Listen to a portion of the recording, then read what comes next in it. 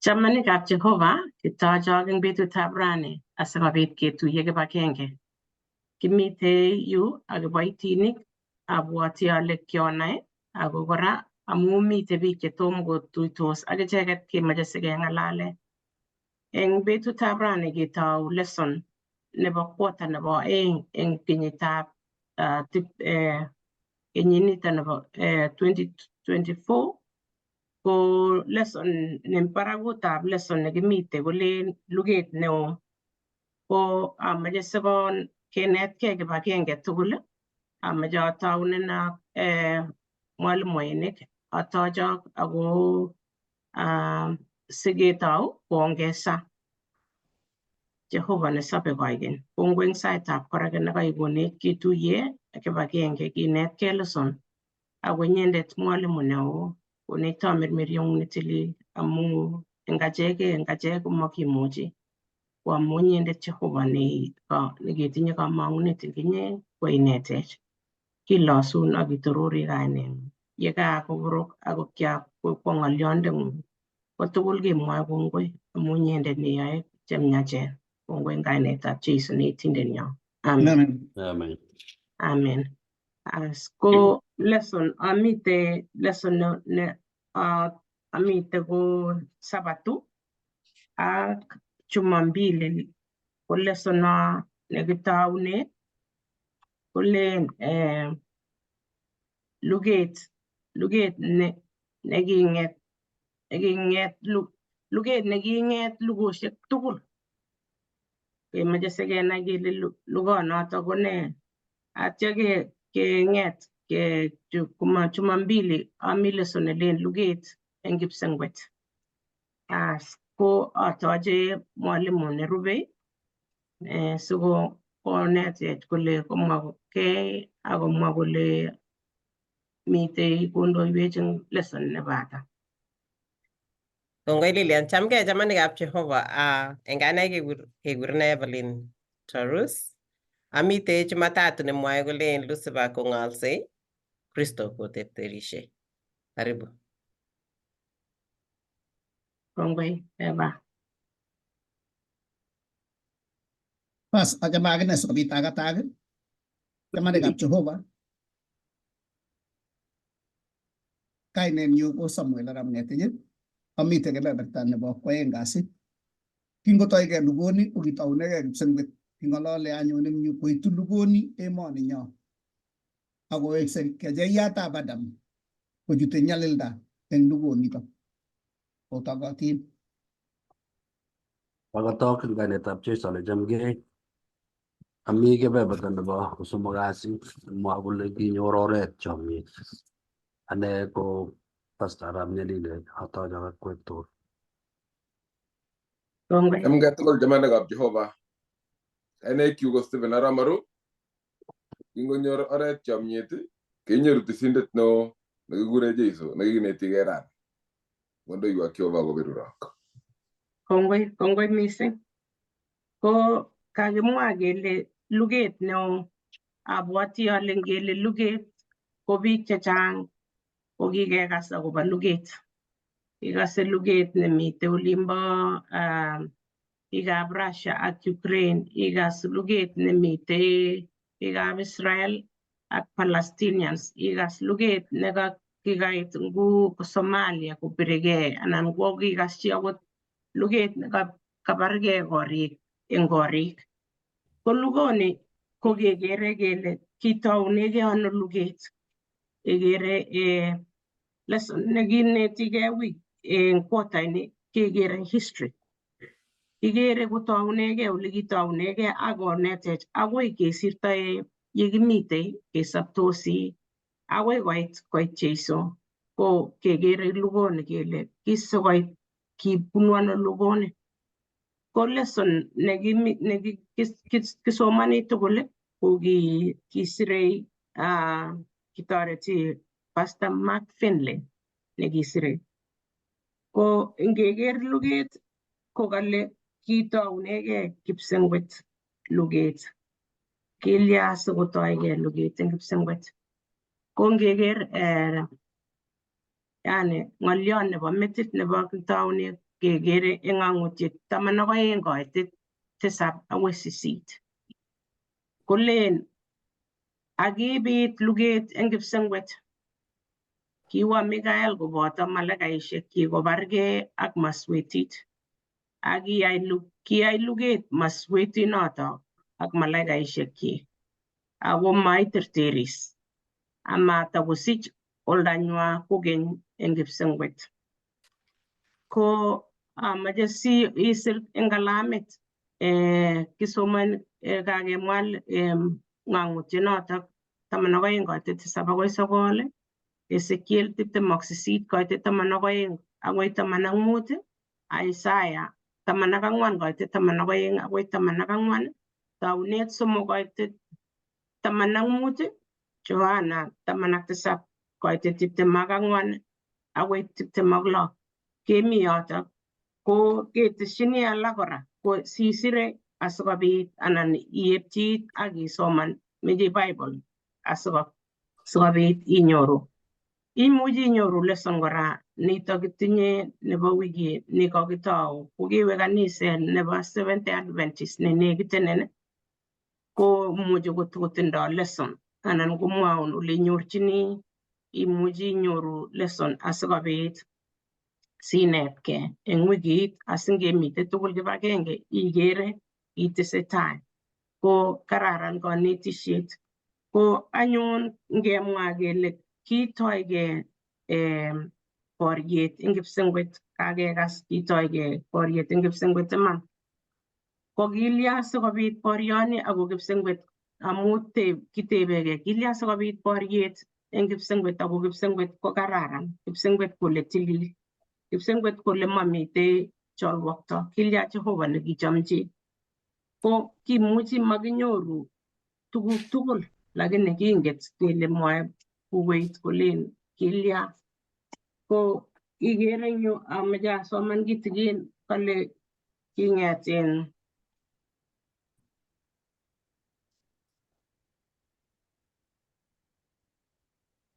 kale Jehova ko Jehova nebo chomyet nekikwong'e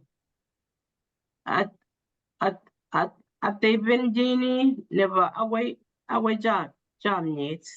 Johana 4:7-8. Kale boisionikchik tugul kobo chomyet ako memukoksei kebirchi chomyet anan kisimchi anan kelumda ng'atutiet.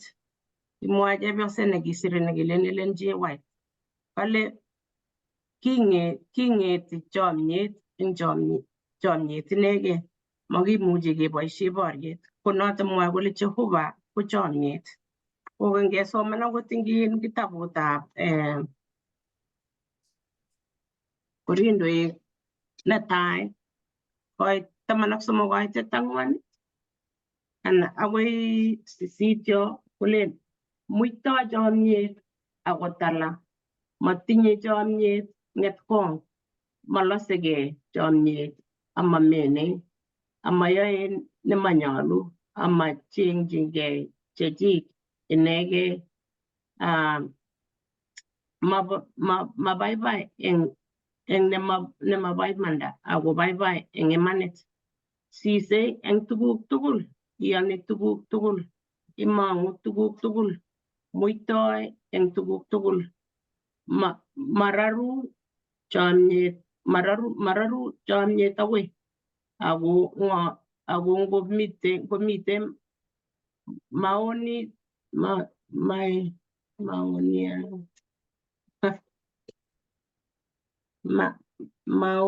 maoniandosiek kotun ikesugei ngomi kutuswek cheterotin kotun sistos, ngomi naet, ngotun ikesugei. Ko yotok iborwech kole Jehova ko chomyet. Kimokotindoi Jehova kele inendet netindoi boriot. Ko igere ile maswetit nekitoi boriet ako kibargei kole ngobargei ak Jeiso ako maimukta. Ko kikiyach keturur inendet Ko yoto anyun ko neigere ile kaketurur konyo ing'ony, konyo ng'onyunyo koib cholwokto kenyoru eng yu, konyor Adam ak Hawa ako kiberber icheket komwochi nee ako iberberindoito ano, kaibaru kolechi Jehovah ko makararan. Jehovah ko inendet ko sulumu biik anan ko mekochin chi ikochi ibwat anan iyai eng yotok ko maunotok ilen achicha maunotok. Kale ng'ang'utiet 12 koitet 7 akoi 9 kale kasoman eng yotok ngayopto kole kong'ete 10 kole akiakas kutit neo eng kipsengwet kole kakonyo nguno yetunet ak kamuktaet ak baunatetab Jehovah nenyo kimnatet ab Kristo nenyi amu kaketururto katamanindetab chekitupche kwo ng'ony ne itomi ichek eng taitab Jehovah nenyo bet ak kemboi. Ak kiterter inendet amu korotikab arwet ak amu ng'oliotab baornatenwa amu cham sobonwekwak akoi meet. Noto anyun oboiboitu okwek kipsengwetishek ak okwek cheomenye oloto bwa ak oba ng'ony ak nyanjet amu kakochorgei oindet konyo olomi kotinye nereknatet neo amu ingen kole tinye betusiek cheng'ering kityo. Ko kakonyo yu igere komeche koborgei kole Jehovah ko matinye chomyet ako kakenai kele eng John 1:4-8 kolen Jehovah ko chomyet. Jehovah nekonin ndakeyoe Jehovah kosulumu biik takilen korom Jehovah lakini Jehovah ko chomyet. Konin ielewan, konin ibwat kityo ako konin ile amuani ayai ni anan ko ni. Yai chemiach asubi Jehovah anan kolyon. Ko igere yoto ile sikobit konyone shetani kaketurur eng kipsengwet eng luget nekitoune kipsengwet ak koroni mitei yu ingen kole kang'et betusiekyik makotinye kotokoi kole nyoiwo kat awek makomi kounoto. Ko igere as borioni tesetai eng kiy age tugul nekiyoe sikobit ng'wonindo anan kobit cholwokto ko shetani nemitei yu. Ko amu kamwa kipsengwet kole bwa akwek chomi ng'ony igere ile tos kile anga kong'wanit kokeny mising lakini ko kararan amu Jehovah kotinye chomyet mametech. Kameche sikinetkei eng yu kele sikobit kobit kora amu kikere eng yu kekere kipsengwet kele kimitei eng atindiondo nekikere kekere Jeiso ak kekere kimurtoiyot ak kekere sorunotet nekiishe kocham kipsengwet akopangan asikobit kesorwech. Komaegu nailen nga mamitei kakonyo maswetit nekikakobargei ak kipsengwet ko kora ketindoi kamuget amu ngano komitei kinyo Jeiso asinyokosorwech. Kekere Jeiso ak kekere Jehovah chomyenyi eng tuguchu tugul akot ndang'wonen boriosiekchu igere ile ka boriosiek chekaak eng yu komelen ile kalya sikobit boriet amu ng'etkonda kakesoman eng yo kele chomyet komakatindoi ng'etkong, chomyet komuitoi. Lakini ngiro emotinwek amune sikong'et boriet ak koborio age amu kabit ng'etkonda, kabit tuguk chekemokyingei kakisopchigei. Ko kitoundoi age ano kotounegei kipsengwet. Ameche atukyi yoto sikotesyi mwalimuinik anan atach mwalimu netai lakini lesson nekatou kichongani ko igere ile kimi history nekitounegei kipsengwet asikobit kinetkei akoi kele akoi kolya akoi koit Jeiso. Kemite kibagenge tugul kinetigei. Kongoi. Mi chi nemache mwalimu kotesyi? Ngumami Lilian. Kongoi. Kongoi mising. Kitesetai as kakamwa ale ami ane Jumatatu nemwoe kolen Lucifer kong'olsei, Kristo koterterishe. Asomani yoto kale mami kakuyet neyamegei amune sikochamchi malaikayandaniit kikesunotkei menatet ak ng'etkonda kosich tikitik eng muguleldanyi akobit koek bistoet eng yoindenyi. Kikase kele kingwai Jehova tuguk tugul koai boto malaikaishek ko ki tuguk tugul ko ki perfect ak kikararan mising. Kinae kora ngesoman mising kenai kele Lucifer ko kibo kwong'ut, kiyai akine eng torornatet nekibo kwong'ut. Ko kiityi laskeita. Ko nguno makimuchi kebwat kele kine nekiityi inendet mising. Malaikayat nekikakiyai koek perfect eng kiiton ak tuguk tugul kot koityi lasetabgei ak bistoet konyo muguleldanyi. Kale kitesak ak koet mising menatetab setani koek bistoet netogu. Kiitam kole Jehova komayoe imanda ako mamie.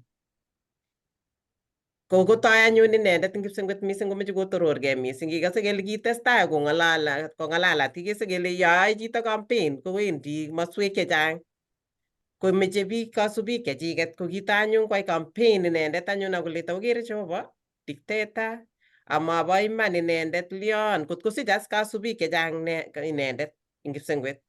Kangobit bistoet eng inendet komech kasubik chechiket cheiyoni kocheng kole okere kou ne. Ko kikase eng yoto kele kibit malaikaishek chikisub inendet akoyan inendet. Eng ng'alek cheking'alalat mising kobor kopeinten anan kobarta pichait nebo Jehova nemabo iman, ko kibit malaikaishek chekiyan inendet. Ako ngesoman eng ng'ang'utiet 14 anan 12 kaitet 4 komwae kolen ak ichuti katutienyi kebeberta agenge eng 3 nebo kecheikab kipsengwet akowirchi ng'ony. Kitonon maswetit eng taitab kwonyotok nekimache kosigis kole si yesigis kwam lakwet. Kakekas eng yotok kele kichute katutiet. Mwawech Bible kole kiyan ng'alsenyi kebeberta agenge eng 3 chebo malaikaishek eng kipsengwet. Kingotoi anyun kwai campaign inendet eng kipsengwet kocheng biik chebistoe Jehova, ko kibit kasubik.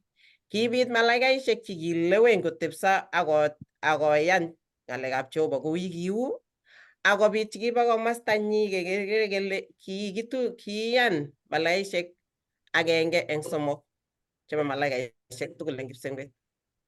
Kimuchi kibwat eng yutok kele kimukta ano malaikaishechu ako kikakoro boisionik chebo kwong'ut chebo Jehova. Kimukta ano kebeberta agenge eng 3 chebo malaikaishek eng kipsengwet koberber kot koyan icheket. Ibwat koberberi Adam ak Hawa akolechi kole Jehova mwam logoiyandani, kolechi okero ngoam komobeku. Kitoi koberberis, kengen kele king'olin oindet, kolechi mobeku nematiny. Kale eng yotok kotos kiit meet. Kingokakolechi oindet mobeku ak kikakomwa Jehova kolen kototwa obeku, koit inendet akolechi mobeku nematiny, tos kiit meet. After that Jehova ko chomyet akokonu lewenisiet Jehova. Mae Jehova robots, mae biik singolech kityo wai ni akowai ni. Ako kiyai biik akokochi kolewen. Kingokochi kap Adam kolechi moam ni ak ni, ako kikochi kolechi consequences chebitu kokoam kobitu meet. Ko kikochi kosich lewenisiet kwai choices ichegei kongen kole ngeyai ni kobitu ni.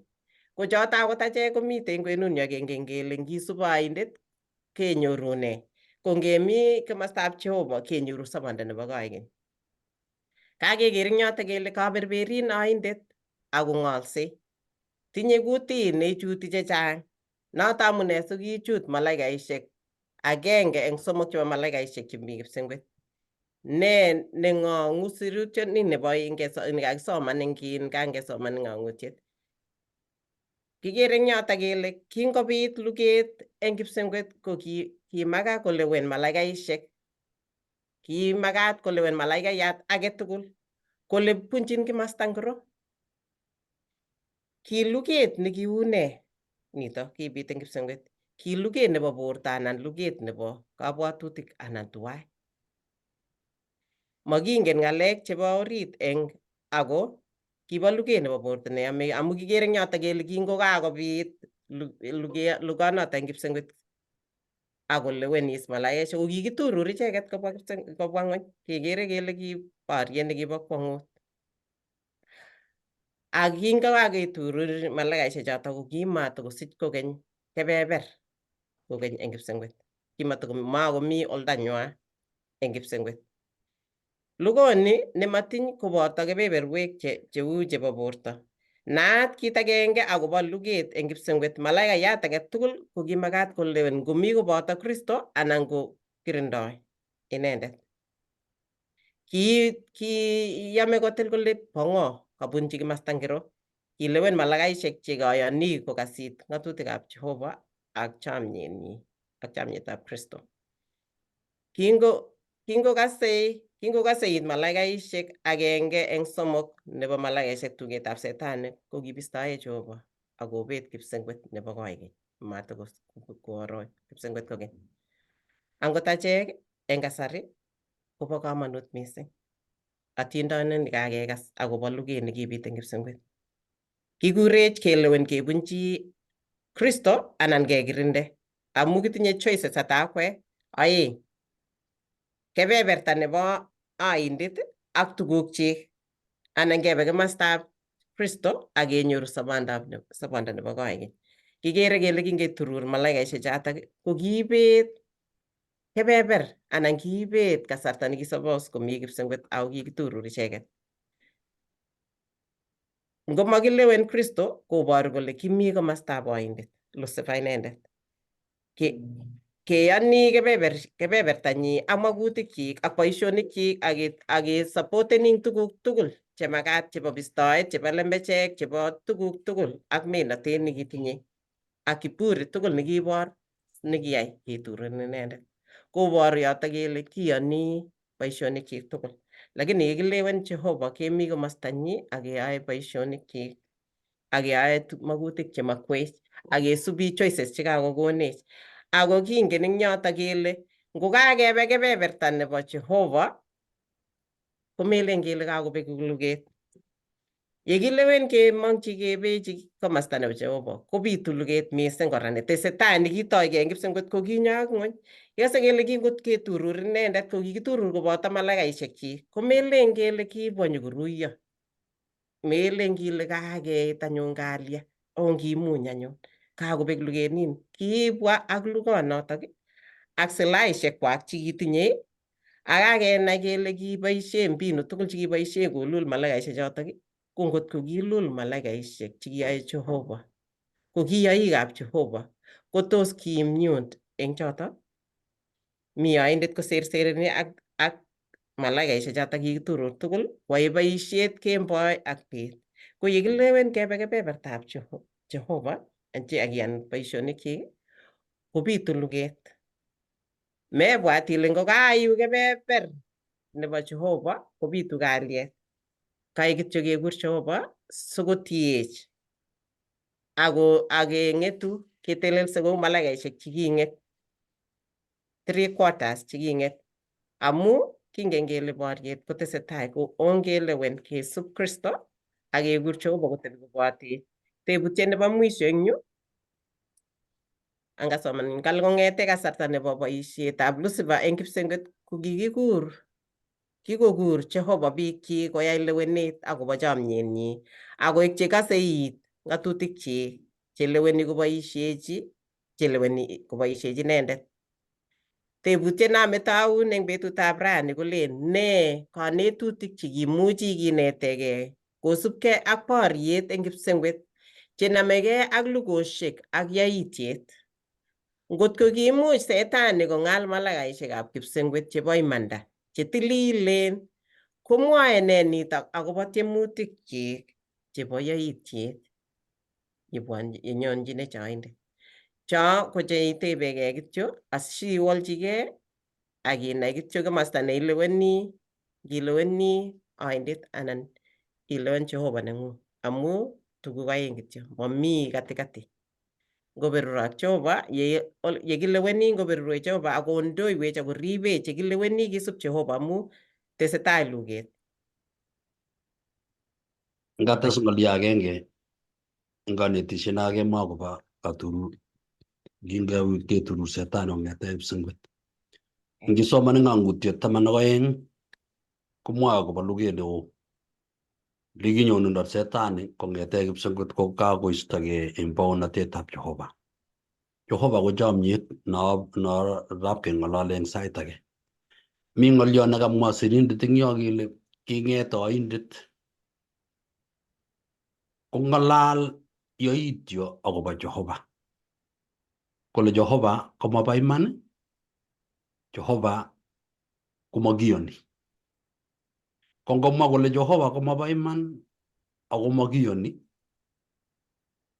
kale kong'alal eng taitab malaikaishek chekimokotindoi yoityo eng kipsengwet. Kopchei malaikaishek eng ng'alalanoto nanyin alen Jehova komabo iman, Jehova komakiyoni. Kopchei malaikaishek agenge kebeberta agenge eng somok konam miondo nekergei ak inendet nekebwat. Akingakobit mionotok koyan agenge eng somok akoyan maswetit anan oindet. Kobit komong yoitiet saiyo eng betunotok koistogei eng chomyet nekibo Jehova nekibo tai. Kito nemakingen ako makikuitosi ko katepto ano malaikayat nekitilil komong yoityo akitilil akotilil kipsengwet nemamiten kek. Kongeweke rani akoi betusiekchok chekimi ko chito agenge negei nemuchi kotoi yoitiet akonam choronok. Kongakonam choronok kele yaanum ngotam komangune eng siasa. Koi kot kesas chito kabisa ngibikwong ile kakisasta ano chi. Lakisasta chito ko kamangune chito agenge amuchi kimokokeregei anan komi kiy nekikwai bichu ichegei chemengen biik chun alake. Nyokosu morondit chun akobo chito nekakile ya. Angot eng kanisa tab kemwa kele makararan pasta anan kele makararan boiyotab kanisa. Kot konam kokulkundit chepyosok ak boisiek ak kijanaek kot kemach kebar chito eng kaniset akot kesas chito ko kukuratok nokibo setani nokikul kong'ete malaikaishek ko kinyekenam biikab siasa kinyekenam kanisa. Angot eng kapchi kotab koumgei lagok ak chepyoset kemanda boiyot eng kot. Ikwong ile kang'ete ano ko kulkundit yun anan kotab kekulkundit boiyot ak chepyoset ak lagok ak keonda boiyot kwo anan keonda chepyoset kwo anan kotab kokulkundit chetupcho ak kema kebar netupcho age. Tabilen iteb ile katounono koroi ako biik chekikisikyi kot agenge korotik agenge ang biik chekichomdos. Boiyot ak chepyoset kingochomegei kabisa ko mewendi tainwa. Ngot konome sweet age kokochi sweet boiyot kabisa kokochi chepyoset kou chomyet nea. Koleplipeni chomyet kou maat nebo satiat. Ko ngong'et safari moja kole kekwong'e. Kongoi. Kongoi kaberberin oindet kobo taunet. Kongoi ikere ongesa asimasich oindet ole petpeti eng sobenyo. atoche ngot komi chi netesetai netinye tebut anan ne, otherwise atoche mwalmoyat nerube. Kongoi Eva, ak kongoi ing mwalimuinik chekasikotoretech ing kebeberta nekobo tai. Pasta keng'olole ing yo kipyang'in nekiet oldinwekab meng'atosiekyok. Ko kebeberta neking'olole ing yu ko koitu lugonitok kecheyatab Adam emenyo. Ko kingyo kobit luget eng kipsengwet kuyo kakimwa, ko kiakiyai ng'unyoni sikobit kobarta telunotetab kipsengwet. Boiboiyet nekimi yu ak koshinet nekimi kap Adam ko kibo kwong'ut ye kinyone Jehova koskoleng'ut age tugul nyokotorochi ak kong'ololdos koyomisekei. Akoi tun koit kipsengwet ingele nyokochengso kipsengwet kele kasis kairani kalya. Akoi kotoisen kipsengwet kochengsot ipkokur Adam kolecho ngiwe tono boiyotab gai imyono koitune kaploboton olin unyekei kole kwalen aker akinyaja akinye ango mami mami ngoroik imi ketuge kele kalya komwaun ng'o kokakonyo Jezawil ing yu mara moja kinya kiterter eng kipsengwet koib sinyinyik chebo luget nekitoune olin kobwa oli ko ngoitu komi boibochu chomdos matinye ng'olyo koit nyokoberbergei eng yo kole kola agenge eng malaikaisiek chokiyok koiyo kongoi eng boisiet neo eng yu koiyo kongoi amu chomyoni to kolen aker mbarani kitomo anyon olit anendet lakini kakiyokwo kele ochamegei akatiet mami ng'alanye kitikin nya ko berbergei eng yu kole koiyo bokwong'u logoechu nyi kole sumuno ako kikimelel ako amchi tugul chu kole achacha kiamisiei komie makitinye ng'al nin inegei nekikiyetene akole anyu kokole kilyan nindoi kai kele acha kile Jehova moam noto kole kero mongen anyun kat netai anyone kuro lakini ang kiakose komwoe kiy ng'olyo malaikaisiek alak kolin kele kakile acha kakile soso ketot anyiny nebo kwong'ut kae kityo kakile ngotinyi kabisa kotesetai tuguk chebo kwong'ut yotok sikonyekwa kokergeitu ak Jehova chepyoset bo kwong'ut ketit kai kararan netya korok kongewo uno kole kabune ndaret kasinye kole kiyanya chamcham ane iker koker tos kamei akoi si kikose kong'ololi ndaret betut age ko ngotokang'alal nguno ako kaam kotamne inyendet ikergei ak Jehova korok mani chepyoset am koamyeit iman ile kitweni komong'u taunet somok koitet agenge akile kwondo kichamwech kamuktaindet keam logoek chebo ketit age tugul eng imbar ako kimwa kamuktaindet kole moam logoek chebo ketit nemi kwenutab imbaret nekinoe nemi achakyat akolech anyun kwondo iman mobeku amu ingen kamuktaindet eng betut nekoam chebo ketotok koyotok is konyekwa kokergeitu kamuktaindet onai nemie ak neya kasis chu ngolen kosis kokachomyo bichu kuyo ketungei biik nyeborok nguno olen Ingeresa kile tokomi chekilani mum betusiek tutigin koit chepyoset age nyokosir yutoi chebo setyana kakimeto sande nenyi yamune ngoli toyo bo kwong'ut kakararan katunisiet netya oye kongoi mami ng'ala ngoto akirkir kawendi akoi kararan anyun mami ki nekergei mongen kityo ale kiro kot itinye indo boiyot ingen ile mine kotit notok acha kamwasime abwoti ale mayan neng'ung mau nenyu kolen sikosis mi kole kole mine kotine boiyondoni kotoib kolen ngumi kiy nekaet kaimuch tomironye kong'alalun kilen itep ki koker olin kole sikokonin kotakas komyani kabwatutik kong'uny kole kalyanye koberber dini kolit kotoi kosikegei kiy ne makiyonekei konyi imuch otong'et boiyot kocheng'at kole kale mine lengkuolo kale mi kinjep ngap konde chepyosoni kocheng'at usiap chepyoso kolya kole kobit toiyet nekotoiyo chetupcho kuya kemwa pasta kotoiyo sigik ak lagok kotoiyo lagok ak sigik ketoiyot nebo werit, ketoiyot chepyosok yugoi. Ko kinyo lugoni kong'ete kipsengwet agoi emoni, noto amune kinyolildos rani. Ako kikayai Jehova tuguk tugul ak koker Jehova kole mie. Kikende kamuktoindet kokoi katiaknatet nebo kolewen Jehova. Ako ngiker amu notok komwa eng kitabutab Romanik kole kakoit meet kong'ete yotok. Romanik 3:23 komwoe kole amu kikoyai tugul tengek amakoityin torornatetab Jehova. Komwa eng 5:12 kole noto anyun kou ye kimong'chi tengek eng ng'ony komugul eng chito agenge akobit meet amu tengek. Koityi anyun meet biik tugul amu kiyai tugul tengek. Koityi ng'oki nebo chiyos eng orititab Adam. Sikesoptosi kuni akomi kibriang kapchi anan ko bororiosiek anan ko sikomiten lugosiek anan ko ngap koit tochonio nekaitilat koit korot koris nekait kobar biik kobutyo biik eng karisiek kororok kejaya kobel emet age. Tuguchu tugul chu ko tuguk chekimong chekingemusmus baunatetab kipsengwet. Ako amwachini Jehova kongoi ale mametech nga kinyo tengek akobesiech ak togetab Jehova.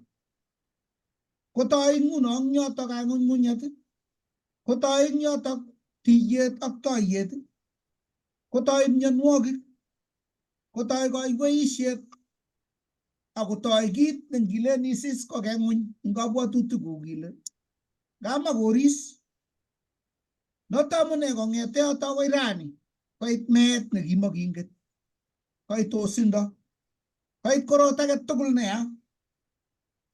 Noto amune mametech Jehova amu eng kitabutab Taunet kurget 3 inotok ngipkomi koitetab 15 koit kipsengwet kolech Adam akosotionyi engakawepchi bunyo kot koit ng'oki mbarani komameto ayokwo kigen nenyekesike kabokoriondoni kounotok amu kaobe ketuge akolen ochengchigei ngoroik chonabe chebo sokekab mogonik ko ngipkomi sait bet kwen koyomyo memukoksei. Ara ne kotoi Jehova tetutiet nebo sorunet eng kitabut noto bo Taunet 3:21 akonopchi Jehova kamuktoindet Adam ak kwondonyi sumotik tatyo kolokyi. Kanyorune ne sumotichu? Kakieny arwetab kejir asikobit kenopchi ngoriet chemasuliet nekakikochi kolach betusiek tutigin kot koit sarunet. Iroo kitabutab Atebetab Lawik 5:5-6 kolen ak yekakonam inendet tengekto ekakeng tuguchuto tugul tatyo kong'any tengektonyi nekakoyai. Kongoib anyun kokochinetab cholwoktonyi koipchi Jehova amu tengektonyi subendo nebunu akwet ngo arwetab kejir anan ko ng'oror sikobit koek kokochinetab tengekto akoyai tisindet kakaikaet akobo inendet. Ko kounoto as nguno kokayat Jehova oret nekisarune inendet.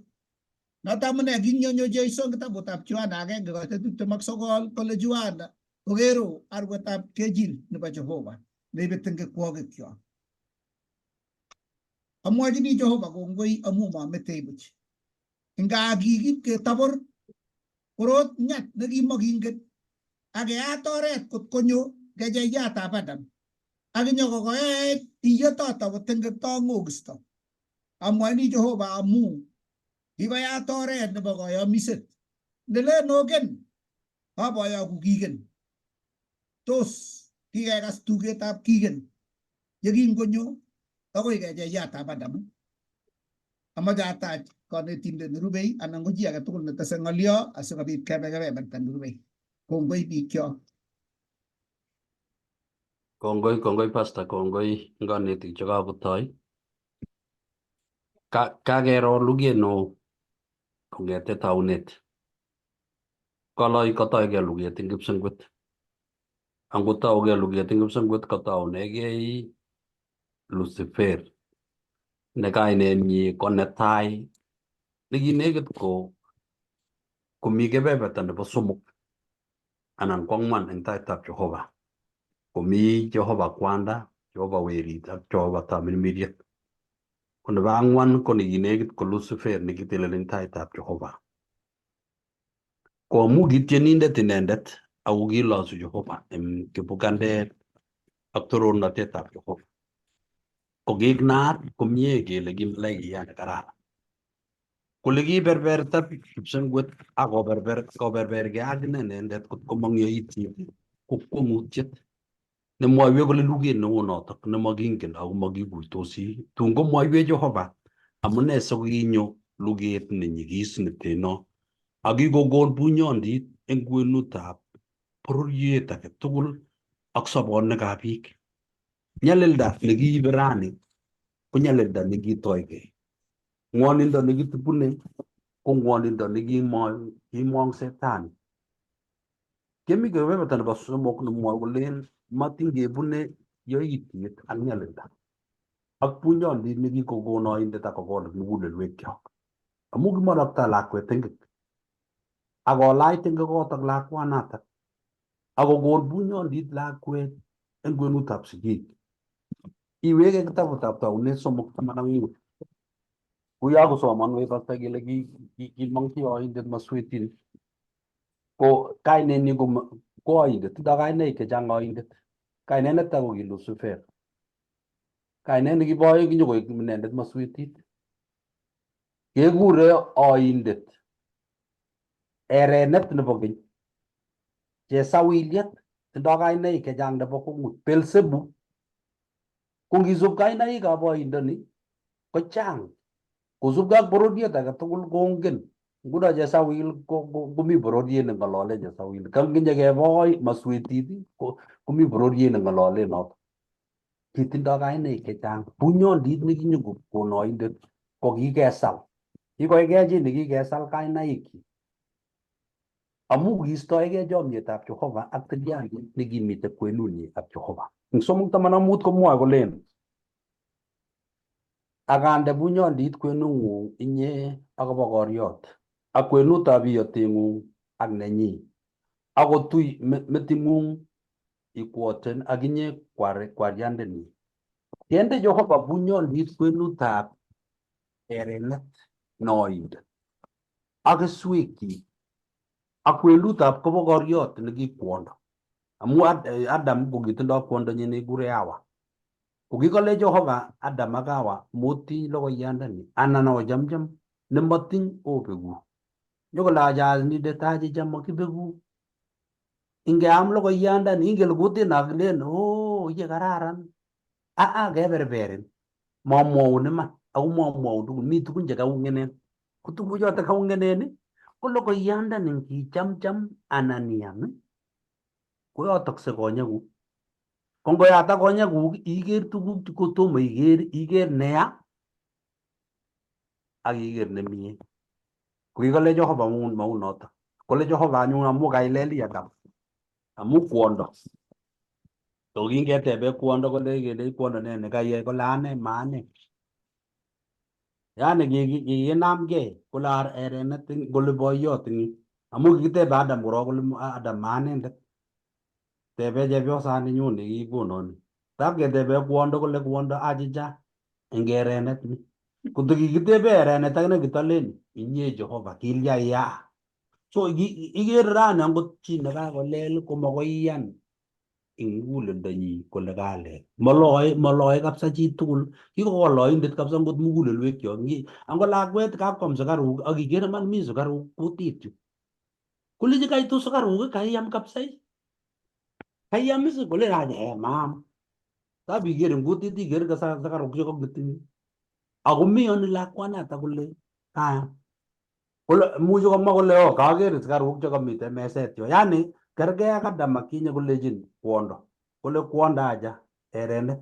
Kole erenet akine kitamwochi Jehova kole kiya maloe chi lautietnyi kou yeu akoi ra. Ako kakikinat kabisa angot biik chelele chemi korkoret chekikende prison miyoni chito lelutiet ma chito mamiote muguleldo chito kabisa kotole kalet komang bunyondit Adam kokilel konam keswekab Adam tugul ak lagokab Adam kitigeni rani eng mionwek ak ngwoninwek alak tugul amu kikilechi Adam makomi or age tugul baba ak kwondong'ung komondoi akoistoigei eng mbarani amu mi logoek chemi mbarani che ngwam oiku kiptengekinik koigeny nemakisorung'ok ko kingoker Jehova koib rotonik chebo malaikaishek akele kileldos rotonik chekimitei mbaret akemanda Adam ak Hawa achingor ipkonyor sogek ing yun kolach ngorioik chebo sogek chito fundiyot netai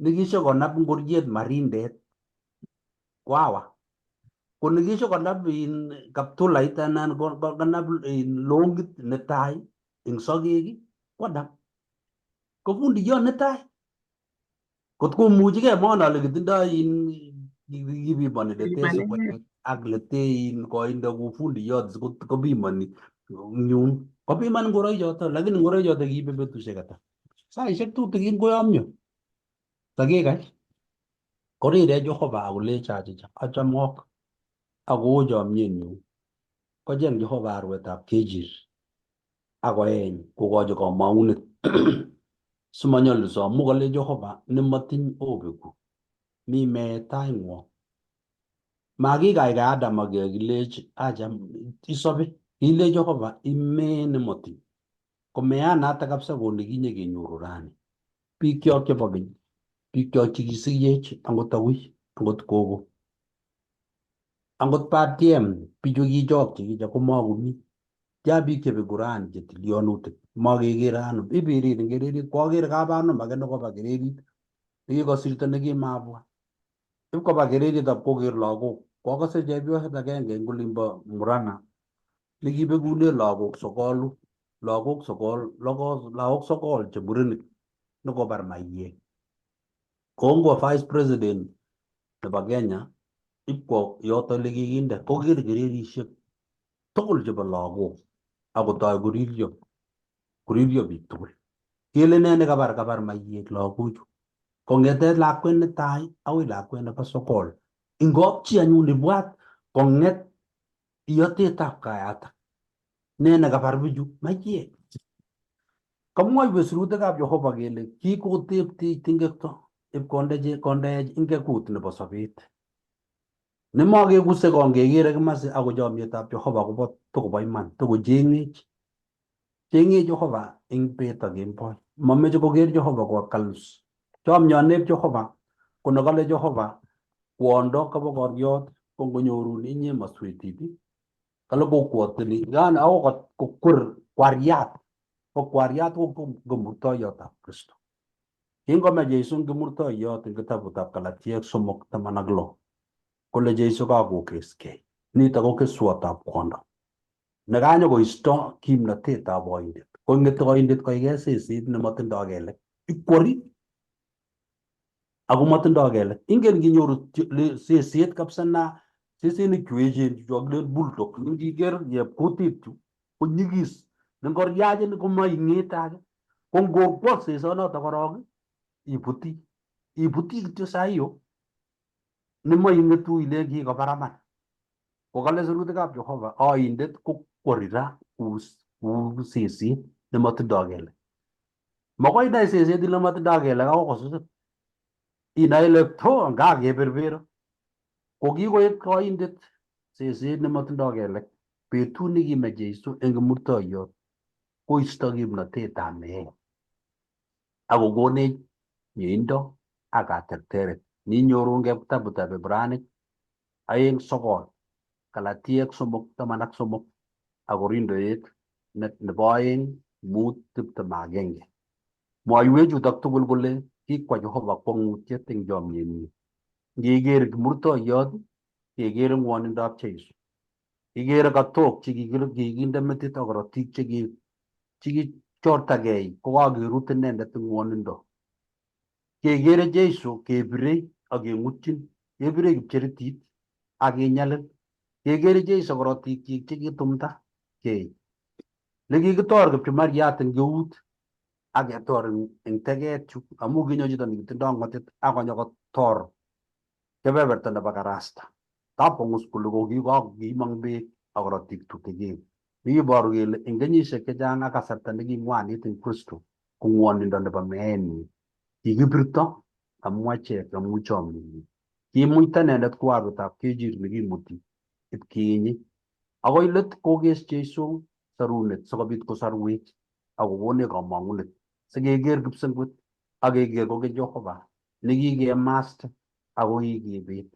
Amei metoek rani kinyoru nyalilwogik, kibune ngwoninwek, mionwek ak nyalilwogik chechang. Kongoi amu Jehova nekikokonech chomyenyi.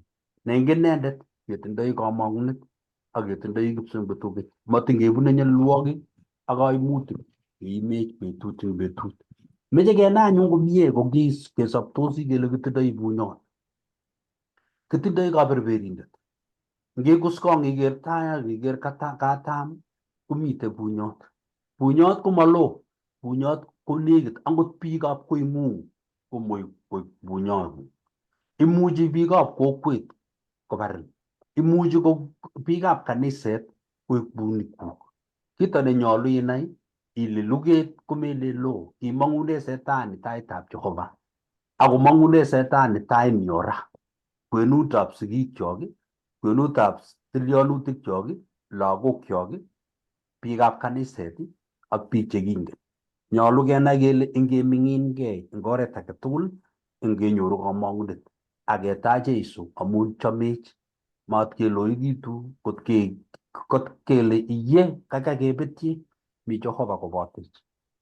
Tebutiet nakesune ko nekamwa kole tos kiwolundo ano Kristo anyun wolutikab setani eng kimurtoiyot. Amu kitindoi setani tebutik chechang, ko tos kiwolundo ano Jeiso? Kiwolundo ano Jeiso tebutikab setani eng kimurtoiyot? Yekikere luget nenyigis eng kwenutab yaitiet ak kororindo, ko tos meet nekikekaikai? Ingele kitakase meet kemwoe kele kitakemwoe meet keng'olole Ngeresa kelen pass by. Rani betusiechu rani kokoketesyi ngoliot nekilen pass on, yani mame, tesetai. Kekoikoe biik kele acha mitei kotab kole acha mwawo. Kole kebe mazishi bet ake kole biik acha ongesishe kidogo. Mi lanji saa saba sinye. Kole saa saba nguno mite lanji ak Jehova ngolin kipsengwet. Ongesishe korok kwam lanji. Amu makiimi chito kwam lanji. Kesishe man. Kemite tuyet nebo mazishi. Matar lanji chichikat. Akele kakotar lanji anyun. Angomwoe lanji, ko lanji melen lanji nebo ule. Lanji nebo kipsengwet. Ko kikenam meet koek rahisi. Akenai kele meet man kobestos biik. Ibestosech, bestos lagok, sigik, bestos tilyanutik, bestos lagok ak sigikwak.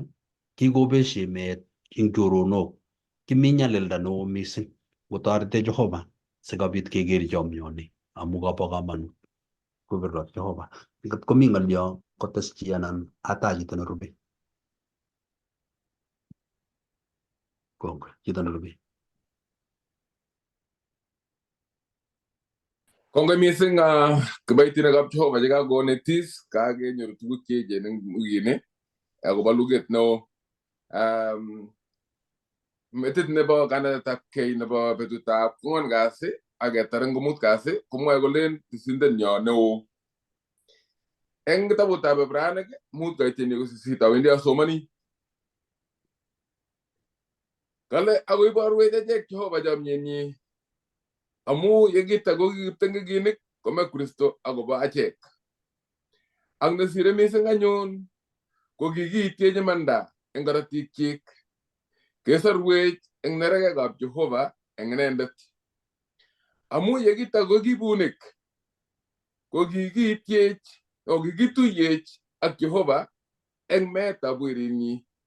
Nesire mising anyun ko kakituyech kesorwech eng sobondanyi. Ak maunoto kityo, ako kiboiboi ak achek eng Jehova eng Kiptaendenyo Jeiso Kristo amu kikenyoru eng inendet katuyet. kwenut nebo logoiwek chemiachen yuto yemwae kolen yekingokiib tengekinik ko kikisarwech eng meetab Jesu Kristo. Kale Jeleson kit nekiyai Jeiso akobo achek eng murtoiyot komuktochin inendet kora koek nesoe akobo achek eng kipsengwet. Kingome Kristo eng murtoiyot ko kiib tengekwogikab achek tugul asikobit kiityechi manda eng meenyi. Ko kingoib tengekto kekure eng yu tisindet no amu ki tisindet nekimitei eng kuretab asista. Ko kicham koibe tengekwogikab biik inendet asikwo taitab Jehova kwa niaba nebo biik. Ko kingome as Kristo koib inendet tengekwogikyok tugul eng meenyi asikityechi manda. Ko kingoib tengekwogikyok tugul konyor kainet nekikure tisindet no newendi taitab Jehova akobo achek koibe tengekwogikyok amu kakola inendet eng meet eng murtoiyot akityechi manda puch amu meenyi. Komwa as kole kikiyai Jeiso ng'oliot nekiyai eng murtoiyot ko kikochi notok inendet koek nesoe akobo achek eng taitab Jehova eng kipsengwet. Kale inendet neking'et ko tisindenyo neo eng kipsengwet ako konech tuguk tugul chekimache asikobit komugak serunenyo. Mamite kiy nerortoe Jeiso. Kiibi luget eng kipsengwet keturur shetani konyo emoni. Kemwa kele kaibut inye weritab kecheyatab bet, weritab karon. Kale kakiwirte kakeibin akai inye nekinyerat bororiosiek, inye nekiitororgei, inye nekimwa ile atokostoi akoi asir ng'echeretab inendet netoror mising asikobit itebi kou inendet netoror mising.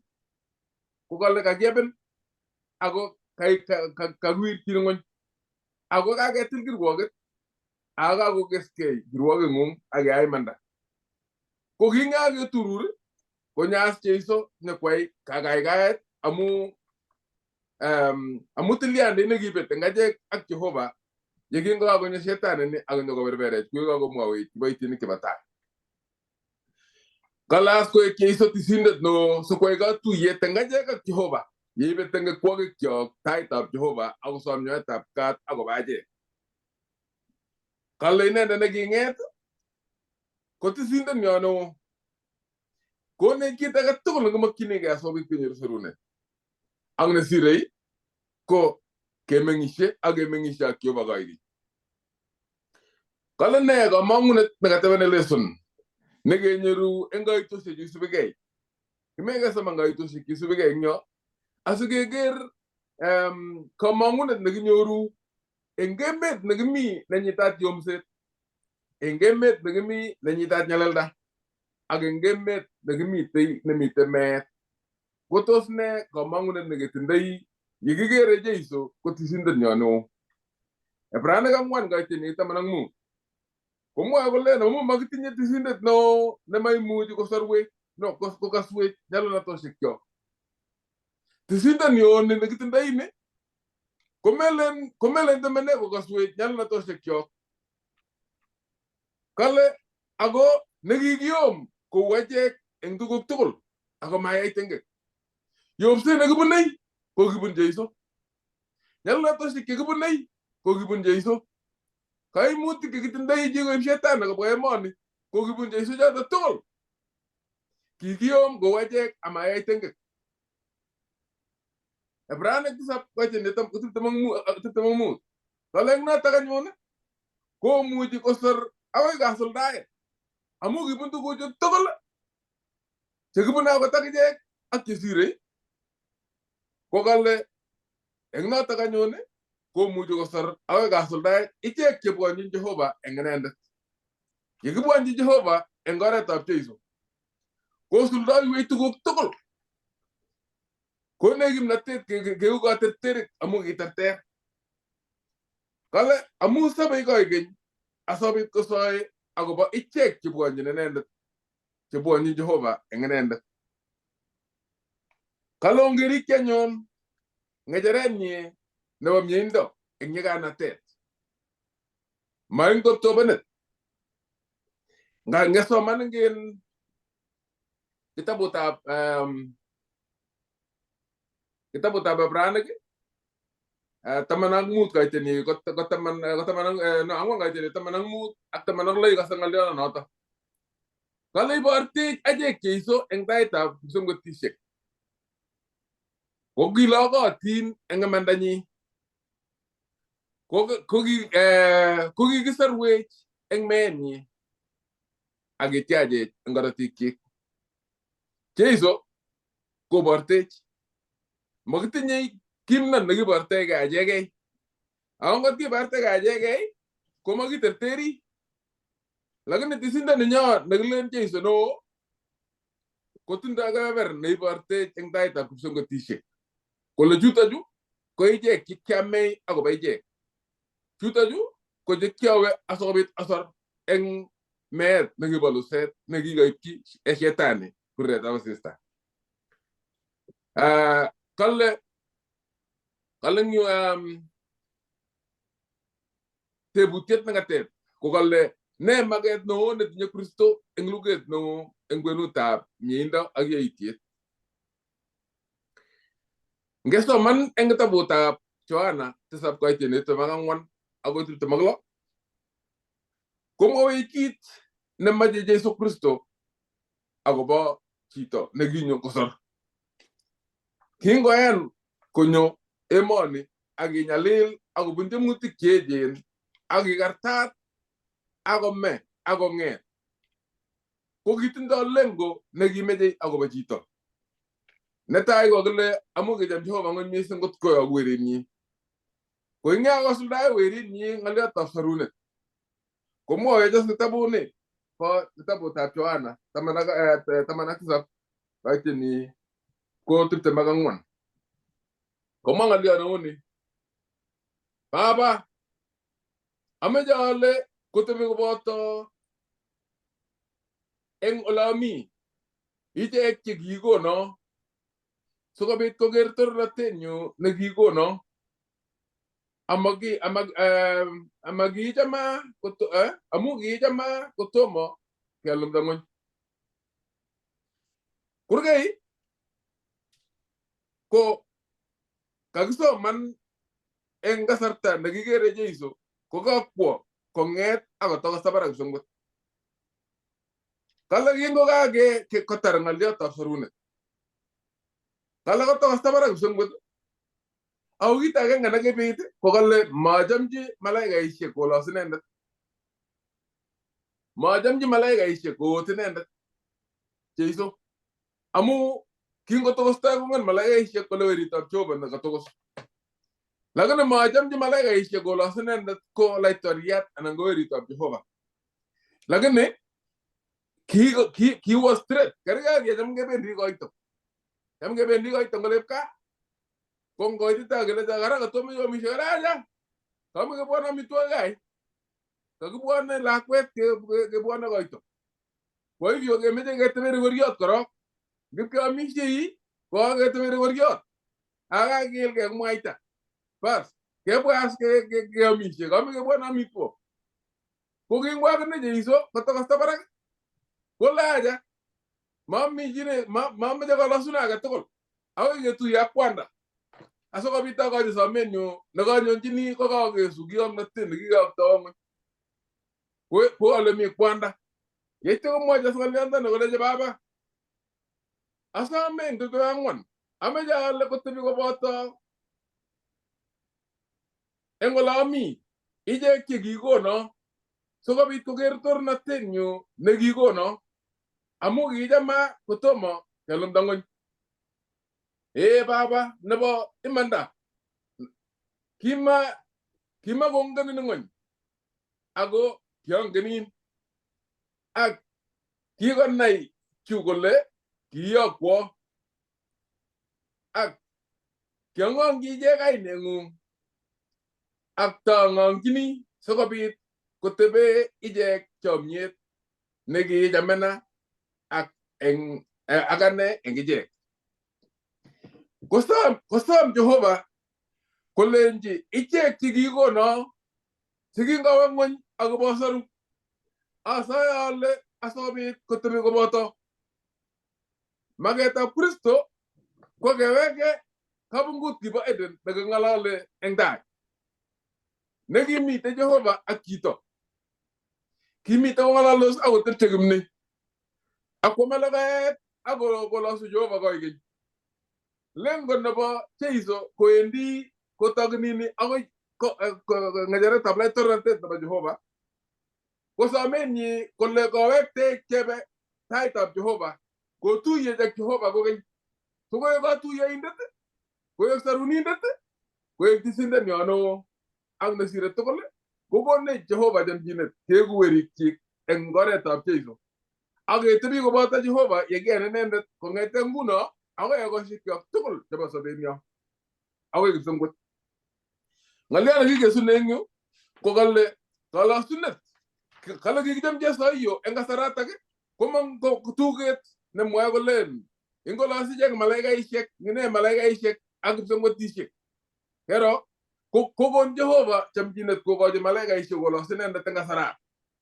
Ko kingikochi ng'alyotab kalosunet kokobun kutitab Jehova kolos ako kuptungchi malaikaisiek kobor nitok kasuldaet kole maget akobo kale mong'et mamaget kale kobor nitok kole mong'et akot isiet ndaikarab koi kotokolen Jehova iwektegei tomo mitei nemoikesu ko kitamekochin malaikaisiek kolechin ingolos agetugul anan kotumdo agetugul Jeiso ini anan ko ya lakini kiibor nitok kole mong'et akot isiet nemoiwong Jeiso eng tengekto kikeskei kisulda sarunetab chito ak eng notok ko kitachak samutikab Jehova eng taitab Jehova akoba achek.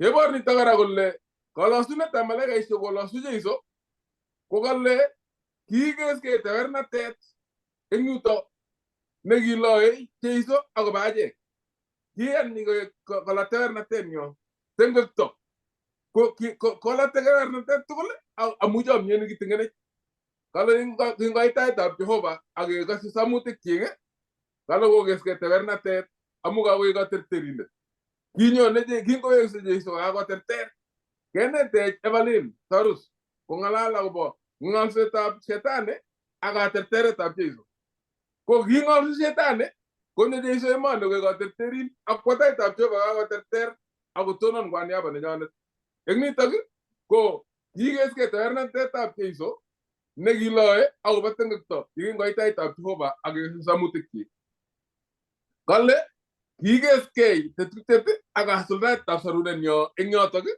ak nesirei ko kikikochi inendet kainet nesirei kainaik tugul notok ko Jeiso nemite ko tisindet eng kotab tisenatet nguno ange kasarta nekikeskei tisenatet komong ko laitoriat kokakolach ngorietab laitornatet akotindoi chepkaswet eng eunyi ako kole ngobwa ichek tugul taitab Jehova chekiyai imanda ekosiek tugul ongebechi Jeiso amu inendet ko tisindet nyo neo neibwech samutik chok kikiyom kou achek akokosei nyalunatoshek chok akongen akosorwech eng iman chi netesei anan ko netebei.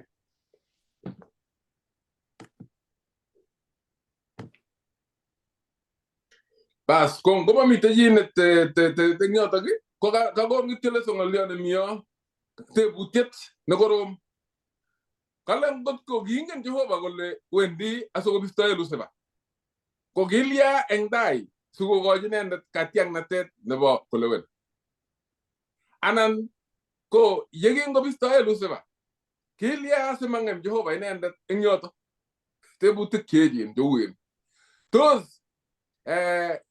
tos kitakertoi ano ichek chebo ng'onyusiek chemaibuchi tengek ndakikekes Jehova Lucifer eng sait notok eng oret age ko Jehova netinye chomyet Jehova nekimokomeche kora koborgei ko dikteta imeje kobor imanda ak nasira tugul kenyoru lewenet lewen jitay kejam imanda nemitei eng Jehova anan kejam lambekta nemitei eng Shetan.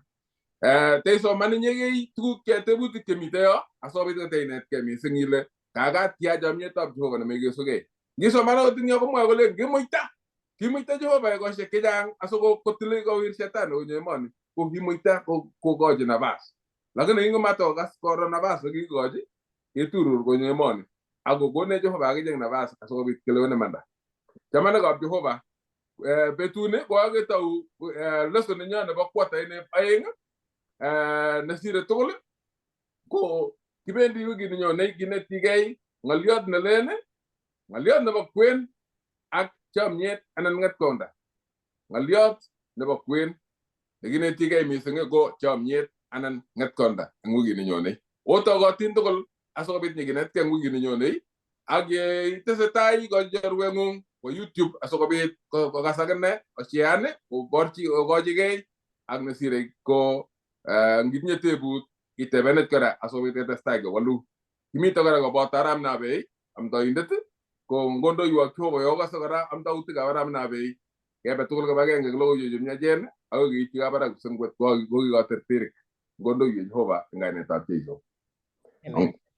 Ongesa anyun kitorori ngomuktenet Jehova amu kainetech akobo luget no nekitoige eng kipsengwet ako kinyo ko emoni ak nesire tugul kikonech tetutiet nebo serunet nekikiserwech eng mieindo eng Jeiso Kristo ne inendet ko katerterindenyo nekobun inendet ko kinyoru nyoetab kat kikinyoru katuyet ak nesire Jehova kenyoru sobondab kogeny eng Jeiso.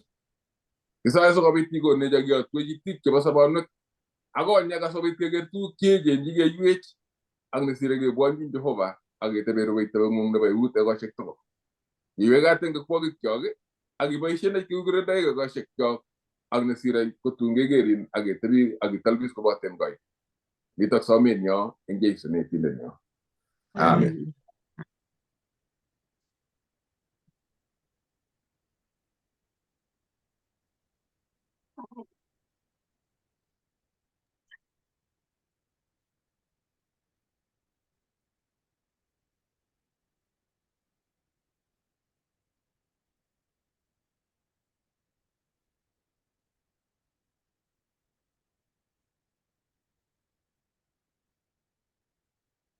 Okay.